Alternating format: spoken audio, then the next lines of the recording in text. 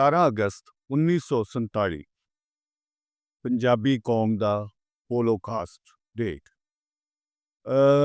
Holocaust ਇਹ ਕਿਸੇ ਹੋਰ ਨੇ ਨਹੀਂ ਕੀਤਾ। ਇੱਕ ਕੌਮ ਨੇ ਆਪਸ ਵਿੱਚ ਹੀ ਭਰਾਵਾਂ ਦੇ, ਚਾਚਿਆਂ ਦੇ, ਤਾਇਆਂ ਦੇ, ਬਾਬਿਆਂ ਦੇ, ਮਾਮਿਆਂ ਦੇ ਗਾਟੇ ਵੱਢੇ। ਏਡੀ ਛੇਤੀ ਨਹੀਂ ਹੋਇਆ। ਹੋਲੋਕਾਸਟ ਜਿਹੜਾ ਪੰਜਾਬੀਆਂ ਦਾ ਹੋਇਆ ਇਹਦੇ ਪਿੱਛੇ ਇੱਕ ਲੰਮੀ ਦਾਸਤਾਨ ਹੈ, ਇੱਕ ਲੰਮੀ ਕਹਾਣੀ ਹੈ। ਮੈਂ ਥੋੜ੍ਹਾ ਜਿਹਾ ਟੱਚ ਦਿਆਂਗਾ ਕਿ ਹੋਲੋਕਾਸਟ ਅਸਲ ਵਿੱਚ ਗਿਣਿਆ ਮਿਥਿਆ ਜਾਂਦਾ ਹੈ ਯਹੂਦੀਆਂ ਦਾ, ਜਿਊਸ ਦਾ। ਫਿਰੌਨ ਕੋਲੋਂ ਉਹਦੇ ਜ਼ੁਲਮ ਤੋਂ ਬਚਾਉਣ ਵਾਸਤੇ ਮੂਸਾ ਨਬੀ ਨੇ ਯਹੂਦੀਆਂ ਨੂੰ ਕੱਢ ਕੇ ਫਲਸਤੀਨ ਵਿੱਚ ਲਿਆਂਦਾ ਔਰ ਉੱਥੇ ਇੱਕ ਰਿਆਸਤ ਕਾਇਮ ਕੀਤੀ, ਜਿੱਥੇ ਆ ਕੇ ਦਾਊਦ ਨਬੀ ਔਰ ਸੁਲੇਮਾਨ ਨਬੀ ਨੇ ਇੱਕ ਵੱਡਾ ਇਬਾਦਤ ਦਾ ਟੈਂਪਲ, ਉਹਨੂੰ ਅੰਗਰੇਜ਼ੀ 'ਚ ਕਿਹਾ ਜਾਏਗਾ, ਉਹ ਕਾਇਮ ਕੀਤਾ। ਲੇਕਿਨ ਜਦੋਂ ਉੱਥੋਂ ਦੇ ਮਕਾਮੀ ਲੋਕ, ਬਾਬਲ ਦੇ ਰਿਹਾਇਸ਼ੀ ਜਿਹੜੇ ਸਨ, ਉਹਨਾਂ ਨੇ ਉਹ ਟੈਂਪਲ ਸਾੜ ਦਿੱਤਾ ਔਰ ਯਹੂਦੀਆਂ ਦਾ ਕਤਲੇਆਮ ਕੀਤਾ। ਫਿਰ ਉੱਥੋਂ ਯਹੂਦੀ ਆਸੇ-ਪਾਸੇ ਨਿਖੜ ਗਏ ਔਰ ਸਿਰਫ ਬਕਾਇਆ ਉਸ ਟੈਂਪਲ ਦੀ ਯਾਦ ਜਿਹੜੀ ਹੈ ਉਹ ਅੱਜ ਵੀ ਦੀਵਾਰੇ ਗਿਰਿਆ ਹੈ, ਜਿੱਥੇ ਜਿਊਸ ਜਾ ਕੇ ਦੁਆ ਕਰਦੇ ਨੇ ਜਾਂ ਕਿਰਿਆ ਕਰਦੇ ਨੇ। ਅਸੀਂ ਫਿਰ ਵਾਪਸ ਆਉਂਦੇ ਹਾਂ ਪੰਜਾਬ 'ਤੇ। ਪੰਜਾਬ ਸਦੀਆਂ ਤੋਂ ਆਜ਼ਾਦ ਖਿੱਤਾ, ਆਜ਼ਾਦ ਮੁਲਕ। ਕੁਦਰਤੀ ਤੌਰ 'ਤੇ ਜੁਗਰਾਫੀਆ ਹੀ ਇਹਦਾ ਅਲੱਗਾ ਹੈ ਪੰਜਾਬ ਦਾ। ਕਦੀ ਵੀ ਇਹ ਮਕਾਮੀ ਤੌਰ 'ਤੇ ਕਿਸੇ ਮੁਲਕ ਦਾ ਹਿੱਸਾ ਨਹੀਂ ਰਿਹਾ। ਇਹ ਆਜ਼ਾਦ ਮੁਲਕ, ਆਜ਼ਾਦ ਕੌਮ। ਕਿਸੇ ਵੀ ਖਿੱਤੇ ਦੇ ਵਿੱਚ ਉਹਦੀਆਂ 3 ਚੀਜ਼ਾਂ ਜ਼ਰੂਰੀ ਹੁੰਦੀਆਂ ਨੇ: ਇੱਕ ਮੁਲਕ ਹੋਣਾ, ਇੱਕ ਜ਼ੁਬਾਨ ਹੋਣੀ ਔਰ ਤਕਰੀਬਨ ਇੱਕ ਨਸਲ ਦੇ ਨਾਲ ਤਲਕ ਰੱਖਣ ਵਾਲੇ ਲੋਕ। ਸੋ ਪੰਜਾਬੀਆਂ ਦੇ ਵਿੱਚ ਜਿਹੜਾ ਮਾਮਲਾ ਬਹੁਤ ਜ਼ਿਆਦਾ ਬਣਿਆ ਉਹ ਅੰਗਰੇਜ਼ ਦੇ ਆਉਣ ਤੋਂ ਬਾਅਦ, ਕਿਉਂਕਿ ਸਭ ਤੋਂ ਅਖੀਰ 'ਤੇ ਜਿਹੜਾ ਕਬਜ਼ਾ ਅੰਗਰੇਜ਼ ਦਾ ਉਹ ਪੰਜਾਬ 'ਤੇ ਹੋਇਆ। ਮਹਾਰਾਜਾ ਦਲੀਪ ਨੂੰ ਸਰੈਂਡਰ ਕਰਵਾ ਦਿੱਤਾ ਡੋਗਰਾ ਜਿਹੜੇ ਜਰਨੈਲ ਸਨ ਪੰਜਾਬ ਫੋਰਸ ਦੇ, ਔਰ ਉਹਨਾਂ ਨੇ ਪੈਸੇ ਲੈ ਕੇ ਤੇ ਮਹਾਰਾਜਾ ਦਲੀਪ ਨੂੰ ਲਲਿਆਣੀ ਵਿੱਚ ਕਸੂਰ ਉੱਥੇ ਸਰੈਂਡਰ ਕਰਵਾਇਆ। ਉਸ ਤੋਂ ਬਾਅਦ ਉਹਨਾਂ ਨੇ ਪਹਿਲਾ ਜਿਹੜਾ ਕੰਮ ਕੀਤਾ ਸੀ ਉਹ ਅਸਲੇ ਤੋਂ ਪਾਕ ਪੰਜਾਬ ਨੂੰ ਕੀਤਾ, ਯਾਨੀ ਕਿ ਅਸਲਾ ਸਾਰਿਆਂ ਕੋਲੋਂ ਲਿਆ। ਔਰ ਸਭ ਤੋਂ ਵੱਡੀ ਜਿਹੜੀ ਉਹਨਾਂ ਨੇ ਖੇਡ ਖੇਡੀ ਉਹ ਪੰਜਾਬ ਦੀ ਜ਼ਬਾਨ ਖੋਹ ਲਈ। ਕਾਇਦੇ ਉਹਨਾਂ ਨੇ, ਪੰਜਾਬੀ ਕਾਇਦੇ ਜਿਹੜੇ ਸਨ ਉਹ ਅਸਲੇ ਦੇ ਘੱਟ ਦਿੰਦੇ ਸਨ ਪੈਸੇ ਔਰ ਕਾਇਦੇ ਦੇ ਜ਼ਿਆਦਾ ਦਿੰਦੇ ਸਨ। ਔਰ ਕਾਇਦੇ ਨਾਲ ਕੀ ਕਰਦੇ ਸਨ?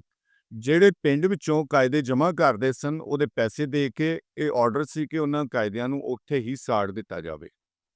ਇੱਕ ਦੋ ਸ਼ਾਇਦ ਮਿਲਦੇ ਨੇ ਸਾਨੂੰ ਬ੍ਰਿਟਿਸ਼ ਲਾਇਬ੍ਰੇਰੀ ਦੇ ਵਿੱਚ, ਲੇਕਿਨ ਉਹਨਾਂ ਨੇ ਪੰਜਾਬੀਆਂ ਨਾਲ ਇਹ ਖੇਡ ਖੇਡੀ ਕਿ ਸਭ ਤੋਂ ਪਹਿਲੇ ਇਹਦੀ ਜ਼ੁਬਾਨ ਕੋਈ, ਹਾਲਾਂਕਿ ਅੰਗਰੇਜ਼ ਜਿੱਥੇ ਵੀ ਗਿਆ ਪਹਿਲੇ ਉਹਨਾਂ ਦੀ ਜ਼ੁਬਾਨ ਨੂੰ ਤਰਵੀਜ ਦਿੱਤੀ, ਲੇਕਿਨ ਪੰਜਾਬ ਦੇ ਵਿੱਚ ਉਹਨਾਂ ਦਾ ਤਮਾਮ ਸਿਲਸਿਲਾ ਔਰ ਉਹਨਾਂ ਦੀ ਮੈਨੇਜਮੈਂਟ, ਉਹਨਾਂ ਦਾ ਰੂਲ ਕਰਨ ਦਾ ਤਰੀਕਾ ਬਿਲਕੁਲ ਵੱਖਰਾ ਸੀ ਪੂਰੇ ਹਿੰਦੁਸਤਾਨ ਨਾਲੋਂ। ਸਭ ਤੋਂ ਪਹਿਲੇ ਉਹਨਾਂ ਦਾ ਕਬਜ਼ਾ ਬੰਗਾਲ 'ਤੇ ਹੋਇਆ ਸੀ। ਬਾਅਦ ਵਿੱਚ ਆਸੇ ਜਿੰਨੇ ਵੀ ਰਜਵਾੜੇ ਸਨ ਉਹ ਨਾਲ ਉਹਨਾਂ ਨੂੰ ਮਿਲਾਉਂਦੇ ਹੋਏ ਪੂਰੀ ਤਰ੍ਹਾਂ ਇੱਕ ਰਿਆਸਤ ਉਹਨਾਂ ਨੇ ਪੂਰੀ ਦੀ ਪੂਰੀ 'ਤੇ ਕਬਜ਼ਾ ਕਰ ਲਿਆ। ਪੰਜਾਬ ਵਾਹਿਦ ਮੁਲਕ ਸੀ ਜਿਹਦੇ ਵੱਲੋਂ ਅੱਖ ਚੁੱਕ ਕੇ ਨਹੀਂ ਸਨ ਵੇਖ ਸਕਦੇ। ਲੇਕਿਨ ਮਹਾਰਾਜਾ ਰਣਜੀਤ ਦੇ ਜਾਣ ਤੋਂ ਬਾਅਦ ਬਹੁਤ ਸਾਰੇ ਮਸਾਇਲ ਬਣੇ, ਬਹੁਤ ਸਾਰੀਆਂ ਉੱਥੇ ਅੰਦਰ ਖੇਡਾਂ ਹੋਈਆਂ। ਦਰਬਾਰ ਦੇ ਵਿੱਚ ਜਿਹੜੀ ਇੱਕ ਸਿਆਸਤ, ਵੱਖਰੀਆਂ ਮਿਸਲਾਂ ਆਪਸ ਵਿੱਚ ਲੜੀਆਂ, ਕਬਜ਼ੇ, ਔਰ ਬਹਰਹਾਲ ਇਹ ਲੰਮੀ ਇੱਕ ਕਹਾਣੀ ਹੈ। ਪੰਜਾਬ ਦਾ ਜਿਹੜਾ ਹੋਲੋਕਾਸਟ ਹੈ ਇਹ ਮੈਂ ਜ਼ਾਤੀ ਤੌਰ 'ਤੇ ਸਮਝਦਾ ਹੈ ਕਿ ਉਦੋਂ ਹੀ ਸ਼ੁਰੂ ਹੋ ਗਿਆ ਸੀ ਜਦੋਂ ਅਫਗਾਨੀ ਇੱਥੇ ਹਮਲੇ ਕਰਦੇ ਸਨ। ਅੱਜ ਤੋਂ ਕਹਿ ਲਵੋ ਕਿ ਤਕਰੀਬਨ ਲਗਭਗ 1000 ਸਾਲ ਹੀ ਉਹ ਚੱਲਿਆ। ਜਦੋਂ ਤੋਂ ਇਹ ਹੋਲੋਕਾਸਟ ਪੰਜਾਬੀਆਂ ਦਾ ਸ਼ੁਰੂ ਹੋਇਆ ਹੈ, ਕਿਉਂਕਿ ਖਾਂਦਾ ਪੀਂਦਾ ਰੱਜਿਆ ਮੁਲਕ ਸੀ, ਸੋ ਭੁੱਖੇ ਇਹਦੇ ਤੇ ਅੱਖਾਂ ਲਾਈ ਬੈਠੇ ਹੁੰਦੇ ਸਨ। ਅਫਗਾਨਿਸਤਾਨ ਵਿੱਚ ਕੁਝ ਹੁੰਦਾ ਨਹੀਂ ਸੀ। ਮਹਿਮੂਦ ਗਜ਼ਨਵੀ ਤੋਂ ਲੈ ਕੇ ਉਹਦੇ ਹਮਲਿਆਂ ਤੋਂ ਲੈ ਕੇ ਅਹਿਮਦ ਸ਼ਾਹ ਅਬਦਾਲੀ, ਨਾਦਰ ਸ਼ਾਹ, ਫਿਰ ਮੁਗਲ ਆਏ ਔਰ ਮੁਗਲਾਂ ਦਾ ਵਿਚਕਾਏ ਜਿੰਨਾ ਵੀ ਅਮਲ ਦਖਲ ਰਿਹਾ, ਅਮਲਦਾਰੀ ਰਹੀ ਕਾਫੀ ਚਿਰ, ਉਹ ਅਸਲ ਵਿੱਚ ਪੰਜਾਬੀਆਂ ਦਾ ਹੋਲੋਕਾਸਟ ਉਦੋਂ ਹੀ ਸ਼ੁਰੂ ਹੋ ਗਿਆ ਸੀ। ਲੇਕਿਨ ਖਤਰਨਾਕ ਸੂਰਤ-ਏ-ਹਾਲ ਉਦੋਂ ਇਖਤਿਆਰ ਹੋਈ ਜਦੋਂ 1849 ਵਿੱਚ ਅੰਗਰੇਜ਼ ਨੇ ਆ ਕੇ ਇੱਥੇ ਰੂਲ ਕੀਤਾ ਔਰ ਲਾਈਟਨਰ ਨੂੰ ਬੁਲਾਇਆ, ਪ੍ਰੋਫੈਸਰ ਲਾਈਟਨਰ ਨੂੰ ਯੂਕੇ ਤੋਂ, ਉਚੇਚੇ ਤੌਰ ਤੇ ਕਿ ਪੰਜਾਬ ਨੂੰ ਨੌਨ ਲਿਟਰੇਟ ਕਿਸ ਤਰ੍ਹਾਂ ਕੀਤਾ ਜਾ ਸਕਦਾ ਹੈ, ਅਨਪੜ੍ਹ ਕਿਸ ਤਰ੍ਹਾਂ ਕੀਤਾ ਜਾ ਸਕਦਾ ਹੈ। ਸੋ ਉਹਨੇ ਜਦੋਂ ਸਰਵੇ ਕੀਤਾ ਆ ਕੇ, ਤੇ ਉਹਨੇ ਵੀ ਇਹ ਗੱਲ ਕਹੀ, ਅੰਗਰੇਜ਼ ਸਰਕਾਰ ਜਿਹੜੀ ਉਸ ਵੇਲੇ ਸੀ, ਕਿ ਕਮ ਅਜ਼ ਕਮ ਪੰਜਾਬ ਨੂੰ ਅਨਪੜ੍ਹ ਕਰਨ ਵਾਸਤੇ 50 ਸਾਲ ਚਾਹੀਦੇ ਨੇ, ਕਿਉਂਕਿ ਇਹਨਾਂ ਦੀ ਲਿਟਰੇਸੀ ਇੰਨੀ ਕੁ ਮਜ਼ਬੂਤ ਹੈ, ਇਹਨਾਂ ਦੀ ਰਹਿਤਲ ਇੰਨੀ ਕੁ ਮਜ਼ਬੂਤ ਹੈ, ਇਹਨਾਂ ਦੀ ਲੈਂਗੁਏਜ, ਇਹਨਾਂ ਦੀ ਜ਼ੁਬਾਨ ਇੰਨੀ ਕੁ ਮਜ਼ਬੂਤ ਹੈ ਕਿ ਇਹਨਾਂ ਨੂੰ ਐਡੀ ਛੇਤੀ ਅਸੀਂ ਅਨਪੜ੍ਹ ਨਹੀਂ ਕਰ ਸਕਦੇ। ਉਹਦੇ 'ਚ ਫਿਰ ਉਹਨੇ ਖੇਡਾਂ ਖੇਡੀਆਂ ਜਿਹੜੀਆਂ ਉਹ ਅਗਲੇ ਸਟੈਪ ਬਾਈ ਸਟੈਪ ਨੇ, ਕਿ ਉਹਨਾਂ ਨੇ ਜ਼ੁਬਾਨ ਕੋਈ ਔਰ ਇੱਕ ਮਸਨੂਈ ਜ਼ੁਬਾਨ ਜਿਹੜੀ ਸੀ, ਹਿੰਦੀ ਨੂੰ ਫਾਰਸੀ ਵਿੱਚ ਲਿਖ ਕੇ ਔਰ ਉਹਦੇ 'ਚ ਅਰਬੀ ਫਾਰਸੀ ਦੇ ਲਫ਼ਜ਼ ਪਾ ਕੇ ਉਹਨੂੰ ਉਰਦੂ ਦਾ ਨਾਂ ਦਿੱਤਾ ਗਿਆ। ਫੋਰਟ ਵਿਲੀਅਮ ਕਾਲਜ ਦੇ ਵਿੱਚ ਇਹ ਸਾਰਾ ਇੱਕ ਏਜੰਡਾ ਬਣਾਇਆ ਗਿਆ ਔਰ ਪੰਜਾਬ 'ਤੇ ਇੱਕ ਮਸਨੂਈ ਜ਼ੁਬਾਨ ਮੁਸੱਲਤ ਕੀਤੀ ਗਈ। ਔਰ ਉਸ ਤੋਂ ਬਾਅਦ ਤੁਸੀਂ ਇਹ ਅੰਦਾਜ਼ਾ ਕਰੋ ਕਿ ਜਿਹੜੇ ਇੱਥੇ ਪੇਪਰ ਜੀਸੀ ਯੂਨੀਵਰਸਿਟੀ ਹੁਣ ਬਣੀ ਹੈ, ਜੀਸੀ ਕਾਲਜ ਬਣਾਇਆ ਗਿਆ ਇੱਥੋਂ ਅਸ਼ਰਾਫੀਆ ਵਾਸਤੇ ਔਰ ਉਹਨੂੰ ਨਾਲ ਰਲਾਉਣ ਵਾਸਤੇ, ਇਹਦੀ ਇੱਕ ਹਿਸਟਰੀ ਪੂਰੀ ਦੀ ਪੂਰੀ ਹੈ। ਫਿਰ ਇੱਥੇ ਮੁਖਤਲਿਫ ਮੁਸਲਮਾਨਾਂ ਦੇ ਮਦਰਸੇ ਕਾਇਮ ਕੀਤੇ ਗਏ, ਉਹਦੇ 'ਚ ਦਿਓਬੰਦ ਹੈ, ਉਹਦੇ 'ਚ ਬਰੇਲੀ ਹੈ, ਉਹਦੇ 'ਚ ਫਿਰ ਕੁਝ ਪਾਰਟੀਆਂ ਵੀ ਬਣਾਈਆਂ ਗਈਆਂ, ਜਮਾਤਾਂ ਬਣਾਈਆਂ ਗਈਆਂ ਸਿਆਸੀ, ਜਿਨ੍ਹਾਂ ਨੂੰ ਆਸ਼ੀਰਵਾਦ ਹਾਸਲ ਸੀ ਅੰਗਰੇਜ਼ ਦੀ, ਔਰ ਉਹਦੇ ਥਰੂ ਪੂਰੀ ਤਰ੍ਹਾਂ ਪੰਜਾਬ ਨੂੰ ਫੋਕਸ ਕੀਤਾ ਗਿਆ ਔਰ ਕੈਪਚਰ ਕੀਤਾ ਗਿਆ। ਉਹਦੀ ਵਾਹਿਦ ਵਜ੍ਹਾ ਇਹ ਸੀ ਕਿ ਜਿੰਨੀਆਂ ਵੀ ਆਜ਼ਾਦੀ ਦੀਆਂ ਤਹਿਰੀਕਾਂ ਨੇ ਉਹ ਸਾਰੀਆਂ ਪੰਜਾਬ ਵਿੱਚ ਮੌਜੂਦ ਸਨ।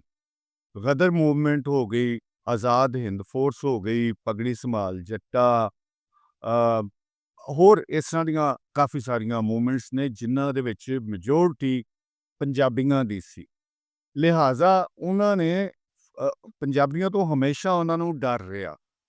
ਇਹ ਵੀ ਗੱਲ ਹੈ ਕਿ ਉਹਨਾਂ ਨੇ 47 ਦੇ ਵਿੱਚ ਨਹੀਂ ਸੀ ਜਾਣਾ, ਉਹਨਾਂ ਦਾ ਪ੍ਰੋਗਰਾਮ ਸੀ 48 ਵਿੱਚ ਜਾਣ ਦਾ, ਪ੍ਰੋਗਰਾਮ ਬਣ ਚੁੱਕਿਆ ਸੀ ਉਹਨਾਂ ਦਾ 48 ਵਿੱਚ ਜਾਣ ਦਾ, ਲੇਕਿਨ ਪੰਜਾਬੀਆਂ ਦੀਆਂ ਮੂਵਮੈਂਟਸ ਦਾ ਕਰਕੇ, ਪੰਜਾਬੀਆਂ ਦੀ ਨਾਬਰੀ ਦਾ ਕਰਕੇ ਉਹਨਾਂ ਨੂੰ ਇਹ ਫੈਸਲਾ ਜਲਦੀ ਕਰਨਾ ਪਿਆ ਔਰ ਜਾਂਦੇ ਹੋਏ ਉਹ ਪੰਜਾਬ ਤੋਂ ਹੋਰ ਬਦਲਾ ਵੀ ਲੈਣਾ ਚਾਹ ਰਹੇ ਸਨ, ਕਿਉਂਕਿ ਅੰਗਰੇਜ਼ ਨੂੰ ਜਿੰਨੀ ਮੁਜ਼ਾਮਤ ਦਾ ਸਾਹਮਣਾ ਪੰਜਾਬ 'ਚੋਂ ਕਰਨਾ ਪਿਆ ਹੈ, ਉਹ ਹੋਰ ਕਿਤਿਓਂ ਵੀ ਉਹਨੂੰ ਨਹੀਂ ਹੋਇਆ।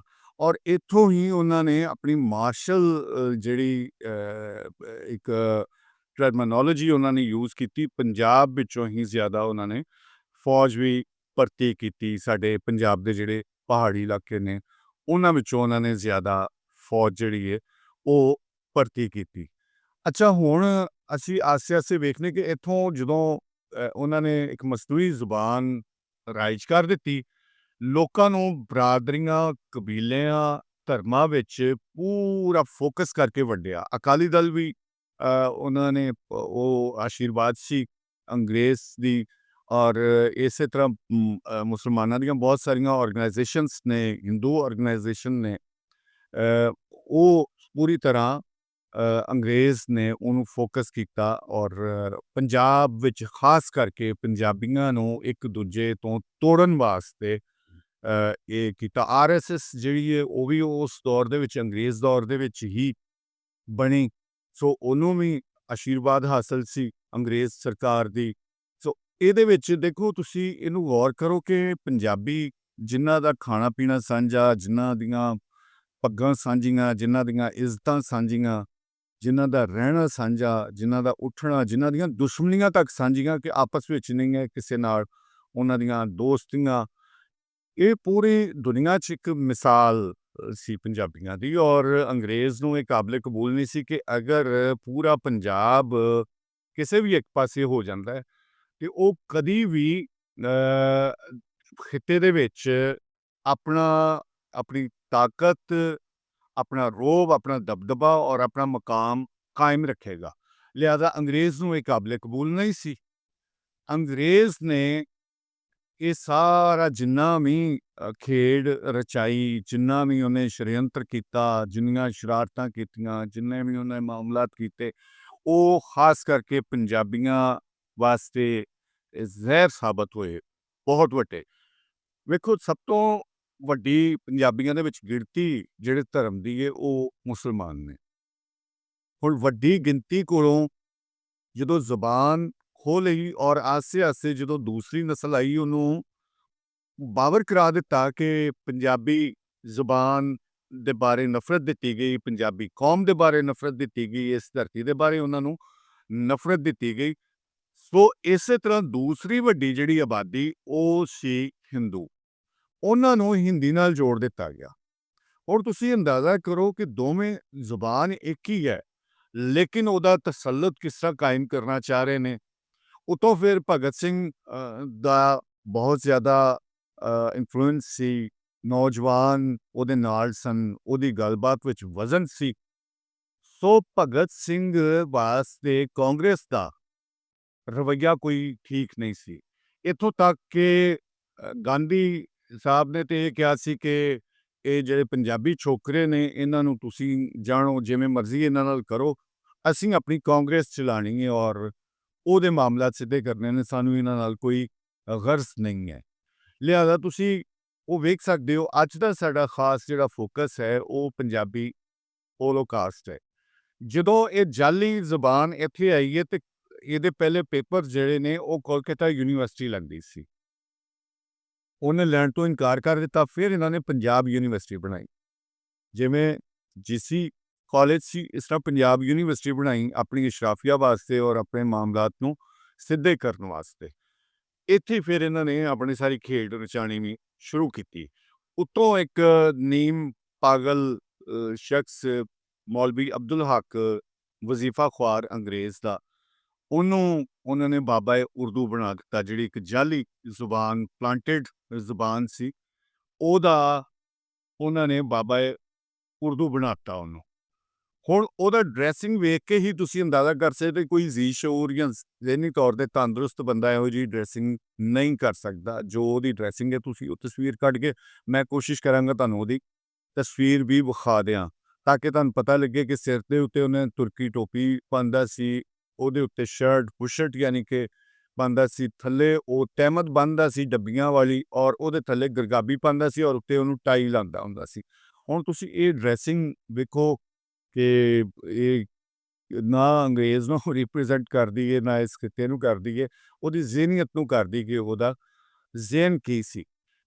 ਇਹ ਸਾਰਾ ਕਰਦਿਆਂ ਕਰਾਉਂਦਿਆਂ ਗੱਲ ਪਹੁੰਚਦੀ ਹੈ ਜਲਿਆਂਵਾਲੇ ਬਾਗ। 1919 ਦੇ ਵਿੱਚ ਜਲਿਆਂਵਾਲੇ ਬਾਗ ਦਾ ਬਹੁਤ ਵੱਡਾ ਜਿਹੜਾ ਇਕੱਠ ਹੁੰਦਾ ਹੈ, ਬਸੰਤ ਮੌਸਮ, ਬਸੰਤ ਦਾ ਤਿਉਹਾਰ ਸੀ ਸਾਡਾ ਪੰਜਾਬੀਆਂ ਦਾ ਕਦੀਮੀ ਤਿਉਹਾਰ, ਉਹ ਮਨਾਉਣ ਵਾਸਤੇ। ਔਰ ਯੂਸਫ ਕਚਰੂ ਸਾਹਿਬ ਉੱਥੇ ਉਹਨਾਂ ਨੇ ਆਪਣੀ ਤਕਰੀਰ ਕਰਨੀ ਸੀ, ਸਪੀਚ ਦੇਣੀ ਸੀ, ਔਰ ਗੋਰੇ ਕਾਤਲ ਨੇ, ਕਰਨਲ ਡਾਇਰ ਨੇ ਉੱਥੇ ਫਾਇਰ ਕੀਤੇ ਔਰ ਮਾਸੂਮ ਜਵਾਨ, ਬੁੱਢੇ, ਬੱਚੇ, ਬੀਬੀਆਂ ਸਾਰਿਆਂ ਨੂੰ ਕਤਲ ਕੀਤਾ ਉਸ ਵਲਗਨ ਦੇ ਵਿੱਚ ਵੜ ਕੇ।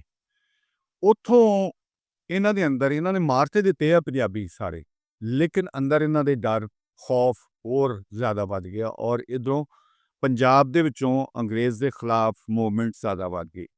ਸਾਡੇ ਸ਼ੁਰੂ ਤੋਂ ਹੀ ਅਸਲ ਜਿਹੜੇ ਸਾਡੇ ਦੁਸ਼ਮਣ ਨੇ ਉਹ ਅਫਗਾਨੀ ਨੇ। ਇੱਥੋਂ ਅਸੀਂ ਵਿਚਕਾਏ ਕਰਦੇ ਸਫ਼ਰ ਪਹੁੰਚਦੇ ਹਾਂ 1947 ਵਿੱਚ। 1947 ਵਿੱਚ ਜਦੋਂ ਯੂਨੀਅਨਿਸਟ ਪਾਰਟੀ ਪੰਜਾਬ, ਮੁਤਹਿਦਾ ਪੰਜਾਬ ਦਾ ਵੋਟ ਪਾਕਿਸਤਾਨ ਦੇ ਹੱਕ 'ਚ ਦੇ ਚੁੱਕੀ ਸੀ, ਉਧਰੋਂ ਮਾਸਟਰ ਤਾਰਾ ਸਿੰਘ ਨੂੰ ਉਹਨਾਂ ਨੇ ਤਿਆਰ ਕੀਤਾ। ਮਾਸਟਰ ਤਾਰਾ ਸਿੰਘ ਦੀ ਵਜ੍ਹਾ ਤੋਂ ਮੈਂ ਸਮਝਦਾ ਕਿ ਬਹੁਤ ਸਾਰੇ ਕਤਲੇਆਮ ਦਾ ਜ਼ਿੰਮੇਦਾਰ ਮਾਸਟਰ ਤਾਰਾ ਸਿੰਘ ਵੀ ਹੈ, ਜਿਹੜੀ ਇੰਨੀ ਜ਼ਿਆਦਾ ਕਤਲੇਆਮ ਹੋਈ ਹੈ। ਸ਼ਾਇਦ ਨਾ ਹੁੰਦੀ ਇਹ ਅਫਗਾਨੀਆਂ ਦਾ ਫਿਰ ਅਮਲ ਦਖਲ ਕੇ ਜੋ ਸੈਦਨ ਸ਼ਾਹ ਜਿਹੜਾ ਕਿ ਚੂਹਾ ਖਾਲਸਾ ਪਿੰਡੀ ਵਿੱਚ ਉੱਥੇ ਇਹ ਅਫਗਾਨੀ ਆਉਂਦੇ ਨੇ ਔਰ ਇੱਕ ਪਿੰਡ ਹੈ ਪੂਰਾ ਚੂਹਾ ਖਾਲਸਾ, ਉਹਦਾ ਘਾਣ ਬੱਚਾ ਕੋਲੂ ਕਰ ਦਿੰਦੇ, ਇਹ ਸਾਰੇ ਉਹਨੂੰ ਕਤਲ ਕਰ ਦਿੰਦੇ ਨੇ ਔਰ ਬਿਲਡੋਜ਼ ਕਰ ਦਿੰਦੇ ਨੇ ਉਸ ਪੂਰੇ ਪਿੰਡ ਨੂੰ। ਜਦੋਂ ਇਹ ਟ੍ਰੇਨ ਜਾਂਦੀ ਹੈ ਅੰਮ੍ਰਿਤਸਰ ਔਰ ਉਹਦੇ 'ਚ ਕੋਈ ਵੀ ਜ਼ਿੰਦਾ ਨਹੀਂ ਸੀ। ਵੇਖੋ ਕਿੱਡੀ ਵੱਡੀ ਸ਼ਰਾਰਤ ਹੈ ਕਿ ਕਤਲ ਕਰਕੇ ਅੱਗੇ ਨਹੀਂ ਨਾ ਭੇਜਿਆ, ਇਹ ਸ਼ਰਾਰਤਨ ਭੇਜਿਆ ਗਿਆ। ਇਹਦੇ ਪਿੱਛੇ ਬਹੁਤ ਵੱਡੀ ਸ਼ਰਾਰਤ ਮੌਜੂਦ ਹੈ ਕਿ ਉਹਨਾਂ ਅਫਗਾਨੀਆਂ ਕੋਲੋਂ ਖਾਲਸਾ ਕਤਲ ਕਰਵਾਇਆ ਗਿਆ, ਪੰਜਾਬੀਆਂ ਦਾ ਕਤਲ ਕਰਵਾਇਆ ਗਿਆ ਤੇ ਉਹਨੂੰ ਫਿਰ ਟ੍ਰੇਨ ਭਰ ਕੇ ਭੇਜਿਆ ਗਿਆ ਪੰਜਾਬ ਦੇ ਵਿੱਚ, ਮਰਕਜ਼ ਵਿੱਚ। ਉੱਥੋਂ ਜਦੋਂ ਵੇਖਦੇ ਨੇ ਤੇ ਫਿਰ ਇਹਦੇ ਰੱਦੇ ਅਮਲ ਦੇ ਵਿੱਚ ਖੂਨ ਸਫੈਦ ਹੋ ਗਏ ਹਰ ਪਾਸੇ।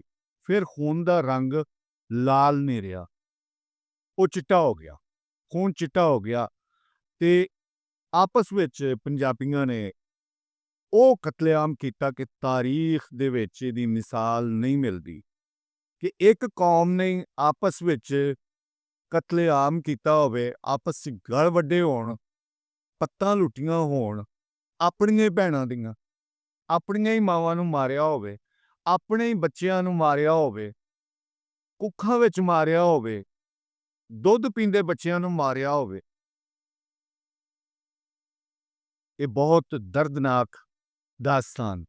ਪੰਜਾਬ ਜੋ ਨਹੀਂ ਸੀ ਉਹਨੂੰ ਬਣਾ ਦਿੱਤਾ ਗਿਆ ਔਰ ਐਸੀ ਖੂਨੀ ਲਕੀਰ ਇਹ ਅੰਗਰੇਜ਼ ਨੇ ਖਿੱਚੀ ਅਫਗਾਨੀਆਂ ਨੂੰ ਲਿਆ ਕੇ ਕਿ ਹਰ ਪਾਸੇ ਅਫਗਾਨੀਆਂ ਕੋਲੋਂ ਜ਼ਿਆਦਾ ਕਤਲੇਆਮ ਕਰਵਾਇਆ ਗਿਆ। ਉਹਦਾ ਸਿਲਾ ਕੀ ਨਿਕਲਿਆ ਕਿ ਜਿਹੜੇ ਉਧਰੋਂ ਉੱਜੜ ਪੁੱਜੜ ਕੇ ਆਏ ਉਹ ਬਲਕਿ ਆਪਣੇ ਹਮਸਾਇਆਂ ਨੂੰ, ਜਿਹੜੇ ਉਹਨਾਂ ਦੇ ਭਾਈ ਸਨ ਉੱਥੇ, ਉਹਨਾਂ ਨੂੰ ਘਰ ਦੀਆਂ ਚਾਬੀਆਂ ਦੇ ਕੇ ਆਏ ਕਿ ਅਸੀਂ ਆ ਜਾਣਾ ਵਾਪਸ।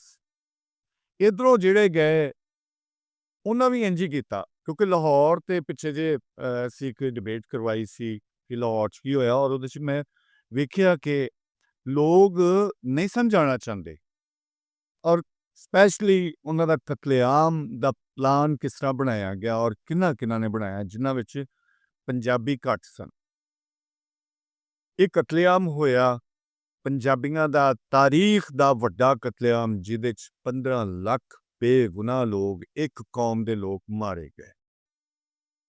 ਹਿੰਦੁਸਤਾਨ ਬਣ ਗਿਆ, ਪਾਕਿਸਤਾਨ ਬਣ ਗਿਆ, ਪੰਜਾਬ ਵੰਡਿਆ ਗਿਆ, ਜਦ ਕਿ ਪੰਜਾਬ ਦੀ ਵੰਡ ਨਹੀਂ ਸੀ।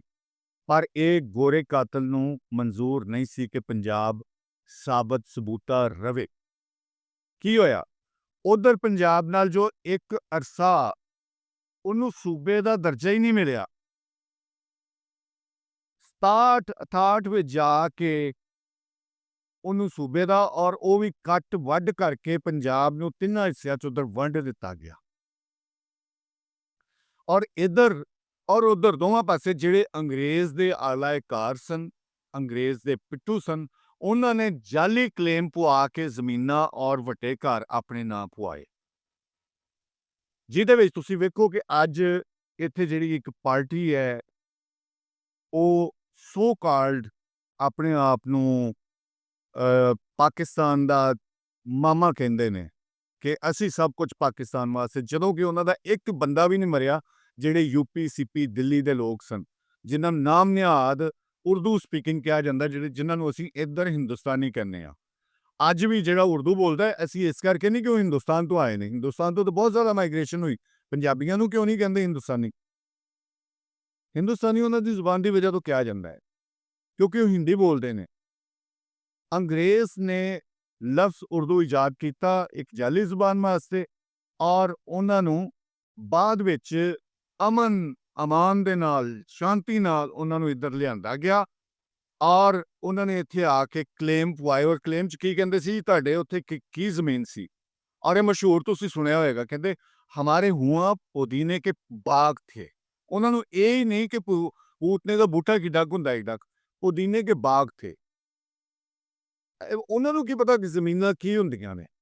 ਇੱਥੇ ਪਾਕਿਸਤਾਨ ਦੇ ਵਿੱਚ ਜਿੰਨੀਆਂ ਕਮਰਸ਼ੀਅਲ ਪ੍ਰਾਪਰਟੀਜ਼ ਨੇ, ਉਹ ਭਾਵੇਂ ਪੰਜਾਬ ਦੀਆਂ ਹੋਣ ਭਾਵੇਂ ਸਿੰਧ ਦੀਆਂ ਹੋਣ, ਭਾਵੇਂ NWFP। ਮੈਂ NWFP ਇਸ ਕਰਕੇ ਕਹਾਂਗਾ ਕਿ 1901 ਵਿੱਚ ਅੰਗਰੇਜ਼ ਨੇ ਪੰਜਾਬ ਨਾਲੋਂ ਕੱਟਿਆ ਸੀ, ਉਹ ਪੰਜਾਬ ਹੈ। ਜਿੰਨਾ ਗ੍ਰੀਨ ਏਰੀਆ, ਜਿੰਨਾ ਪਿਸ਼ਾਵਰ ਤੱਕ, ਉਹ ਸਾਰਾ ਪੰਜਾਬ, ਕਿਉਂਕਿ ਉੱਥੇ ਬੋਲੀ ਹੀ ਪੰਜਾਬੀ ਜਾਂਦੀ ਹੈ। ਪੰਜਾਬੀ ਦੇ ਬਹੁਤ ਸਾਰੇ ਲਹਿਜੇ, ਹਿੰਦਕੋ, ਪਹਾੜੀ, ਪਠਵਾਰੀ, ਛਾਛੀ, ਇਹ ਲਹਿਜੇ ਉੱਧਰ ਬੋਲੇ ਜਾਂਦੇ ਨੇ।